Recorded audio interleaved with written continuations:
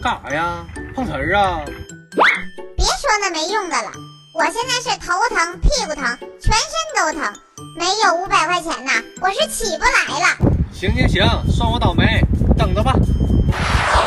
嘿嘿，碰见个大傻子，看来今天能早点收工了。哥们儿，今个遇上我，你算掏上了。祖传授医，看这一针下去，保你哪都不疼了。哎呦我的妈！还想碰我的瓷儿？